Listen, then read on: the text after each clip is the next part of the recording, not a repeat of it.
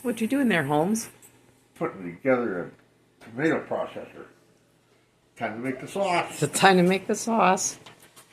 Oh boy, it's the first year we've used this. We've had it what, a couple? Had it for 2 years. Had it for 2 years. We didn't do sauce last year. Not enough. No, Nope. I put them in jars of stewed tomatoes last year. Yep. So pull out the big boys for going in. Should be interesting. Interesting. I wonder how this. Wonder if it's gonna make some short work out of this. Oh my gosh. So, yeah, we ordered this off of Amazon after an epic failure with our other manual one. Went to the That was horrible. That was yeah. Went to the neighbors and got theirs. Oh geez, I'm glad you're putting it together because it would take me a while. Yeah, there's John Jonesing to do the tomatoes. Oh my gosh. He's Jones didn't eat breakfast, what he's doing. Yeah, you have to find somewhere else to eat because We're busy in here. we're busy in here and yeah, it's kind of a mess. So anyway, we'll be back. We'll be back. So work better than the other hand crank one. Anything works better than an old hand crank one. Anything. Yeah, it seems like it. Yeah, we're gonna need some of that water that we drained off. No, maybe not. Maybe not. Be alive! I don't know. Yeah. Oh, does this come down at all? No. Well, that's unfortunate. Yeah, we're gonna throw some foil on that. Making tomato sauce. Kinda. Now look at this. This is. How is it doing? Just run. I know what. I would just run those through 2 extra times. I wouldn't do 3. I think it's gonna get jammed up at 3. You know. Oh, Okay. Well, it's working. Uh-oh. All right. Food for thought. Core the tomatoes first before you freeze them. Seems to be working well. All right, I'll get moving here. Okay, 2 hours. That is what we have left. That's a mess. And this is my pot on my stove. And out of 17 1-gallon bags, we got a lot of sauce. A lot of sauce. What we're going to do here is cook it down a little bit and then put it in my jars and then pressure can it 20 minutes per quart jar, and that will be it.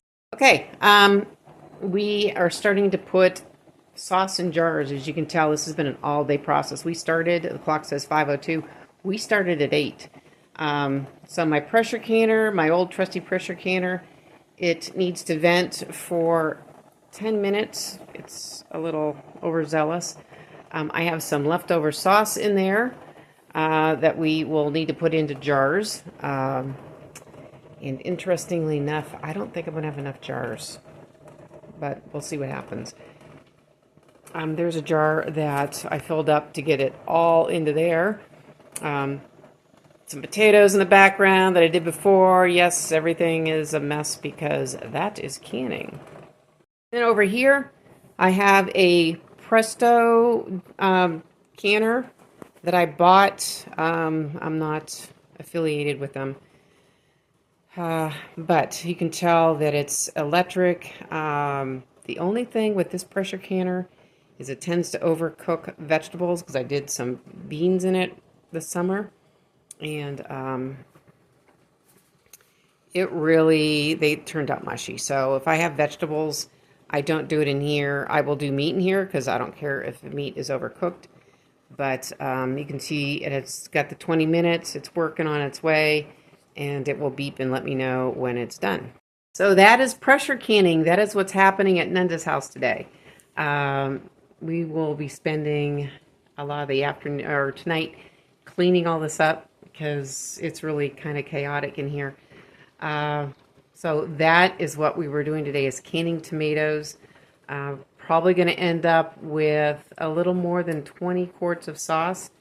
Unfortunately, the sauce this year seems to be a little thin, but that's the way it is. But with frozen tomatoes, I froze them because I wanted to do this all in one day instead of setting up and taking down the equipment all the time.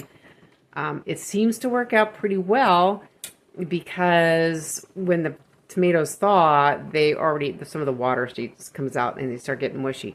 So we don't need to boil them before. Otherwise, if we were using fresh tomatoes, we would have to put them in water. Oh, look at that. It's canning now. So, yeah, that seems to be the way we're going to do it, because out of our garden, we don't get all our tomatoes at once. They start coming in, and I pick them, and I wasn't really feeling that good this summer anyway, and I put them in the bags, and we just dealt with it, you know. So now we're emptying out the freezers, trying to get things down into 2 freezers instead of 3. Yeah.